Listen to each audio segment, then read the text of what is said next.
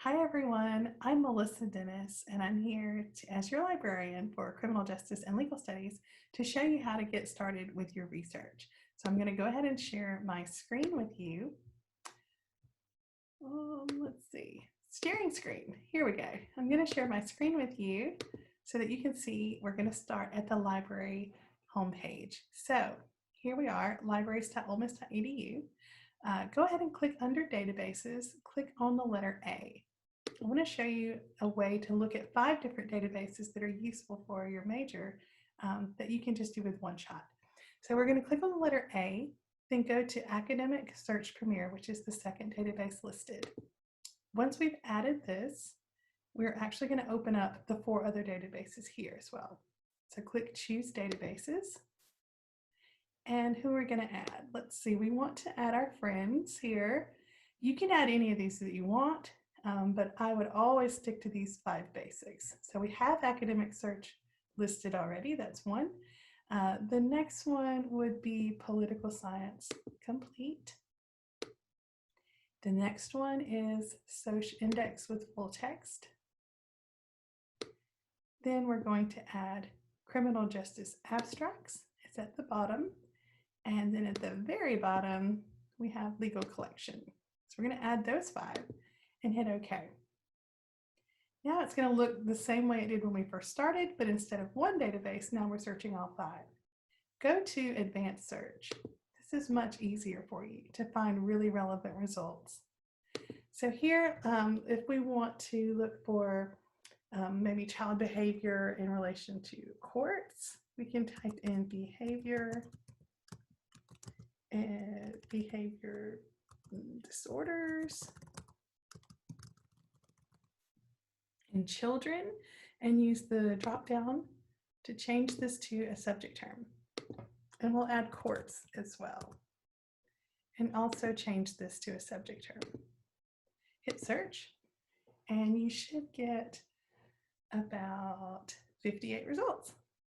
Now, this result list may not be all scholarly, so we always want to check the limit to box on the left-hand side for scholarly journals. That way we're getting the scholarly research, peer-reviewed journal articles that we want to use to support our papers and our research projects. So that only kicked out about 4 things, right? So most of the articles that we're looking for are in these databases anyway. And it's a really small search. So I have 2 subject terms and there's only about 50 things. So that's actually pretty good. So what's happening here in this result list, you can see the title of the article is what's in bold here that you can click on. That's what these links are, the titles. Underneath that, you get all of the citation information. So for instance, on this first academic journal article, it's coming from the Journal of Criminal Law and Criminology from 1934. Then you can see what the subject terms were used, how they tagged this article. We are searching by subject terms, so that's why you can see the behavior disorders in children showed up. We told it we had to have that.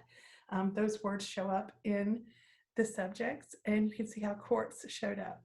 Now courts, I didn't specify if it could be by itself or not, so that's why if it showed up under criminal courts or juvenile courts, I did that intentionally so that you can search more broadly the first couple of times when you're finding results and see what the subjects are before limiting yourself to them. So I didn't want to limit to juvenile courts immediately and without being able to see everything else. So this actual article is really old. You may find that you want to use more common, more current things. So I'm just going to up the date slider a little bit. You can see these publications don't have anything in 2020 yet either. The latest date is 2019, which is common sometimes for peer review research. It takes a long time to get published, but it is vetted and it's good stuff. All of this also is through the Ole Miss website because you have to log in using your Ole Miss web ID and password to access these articles. The first one that comes up now that we've narrowed it down to 2009 to 2019, you can see there's 31 articles. And the first one that comes up has the PDF full text attached. So this is the article in its entirety. So you could download this to your computer, you can email it to yourself. The citation information comes with it, be sure and keep that, because any article that you use, you will have to cite it, right? But this is great because it shows you how it looks originally in its journal publication, what the page numbers are. So when you are citing, and you can do your text citations correctly, you can see all the original graphs, pagination, fonts, everything is here. So that's what it looks like when you click on the PDF. This is what I mean about sometimes people will just put these in a folder while they're searching here because they want to keep up with that and not lose it. And then they'll email their whole entire folder to them at the very end. This next one, though, you can see has a Find It button. So the Find It button means we may not actually have it in full text. If we did, right here, it would have linked us, but you can see it did not link us. So just go to the Interlibrary Loan page, and it knows who we are, it knows where we are, and it's already filled everything out for us. Your page may ask you to log into your interlibrary loan. I'm already logged in, so it did not prompt me to do that. Just go down to the bottom of the page and hit Submit Request, and that item will be delivered to you electronically within 48 hours.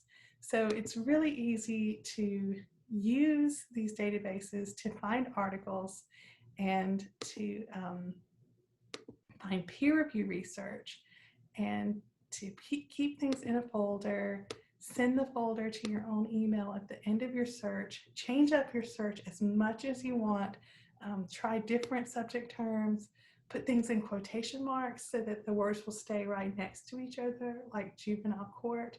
If you put it in quotation marks, it finds the words together and not just court or juvenile anywhere randomly in the thing.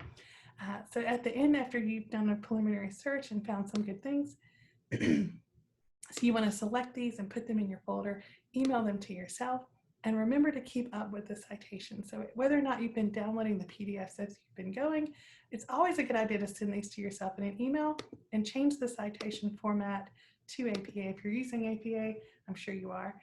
If you're using another citation format, they're all here though. But this will send you an email with the actual PDF article and the citation information that you need to use in your references page. So it's really important to keep up with that. So I hope that you have taken some notes and you're going to use these 5 databases to start your research. And I'll see you next time.